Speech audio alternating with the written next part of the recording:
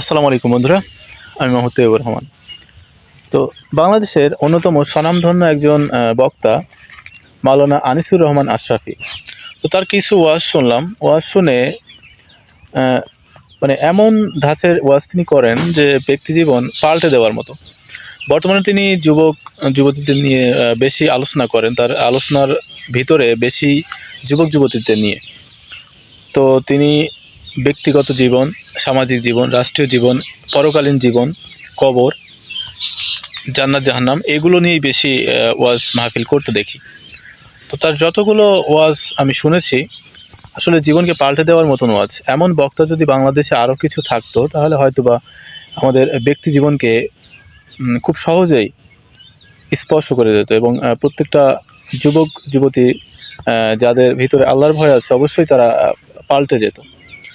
তো আলহামদুলিল্লাহ বাংলাদেশে অনেক বক্তা আছে, তাদের ভিতরে সবাই যে একেবারে নিরর্থক বকে তা না। অনেক ভালো ভালো বক্তা বাংলাদেশে আছে এবং তাদেরকে মানুষ সম্মান করে। তো বর্তমানে কিছু বক্তা দেখি যে ইনকাম করার উদ্দেশ্যেই তারা স্টেজে ওঠে এবং বিভিন্ন ধরনের আজগবি বা তাদের প্রত্যেক জীবনের গল্পগুলো মানুষের সামনে উপস্থাপন করে তারা সেখান থেকে টাকা নিয়ে বিদায় হয়। কিন্তু পরকালীন জীবন বা একটা মানুষকে চেঞ্জ করা বা পরিবর্তন করার উদ্দেশ্যে খুব কম আলেমকেই দেখি যে তারা মানুষের সামনে এই সকল আল্লাহর বাণীগুলো উপস্থাপন করে। তো সেই জায়গা থেকে যদি আনিসুর রহমান আশরাফির কথা বলি, তো হুজুর কিন্তু তার চেষ্টা আছে মানুষকে কিছু দেওয়ার, মানুষকে চেঞ্জ করার, আল্লাহ ভীতি মানুষের ভিতরে সৃষ্টি করার। তো এই চেষ্টাটা আসলে তার প্রত্যেকটি বক্তব্যের মাঝে আমি লক্ষ্য করি।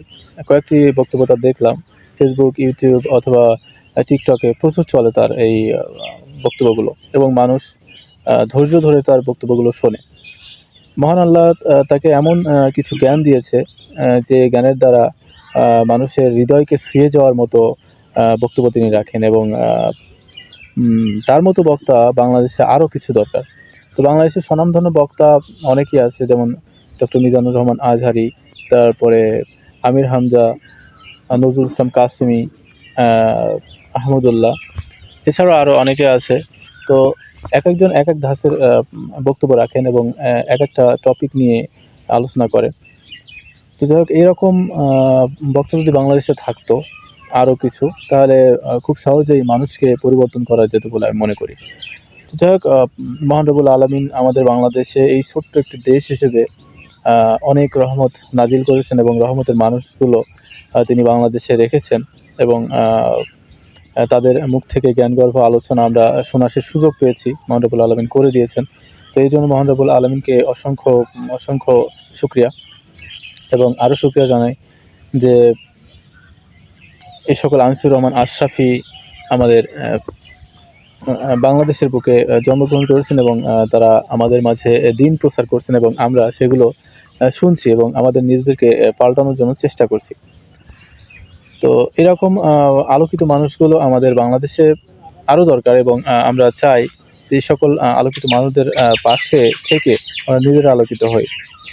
তো যারা বাংলার বুকে মানুষকে পরকালীন যে প্রস্তুতি, সেই প্রস্তুতি গ্রহণের জন্য যারা অনবরত চেষ্টা করে যাচ্ছেন, মহান রব্বুল আলামিন তাদের হায়াতে বারাকা দান করুক এবং এই সকল মানুষগুলো এই সকল মানুষগুলোর আশেপাশে আমাদেরকে থাকার সেই তৌফিক দান করুন এবং আমরা যেন আমাদের জীবনকে পাল্টাতে পারি।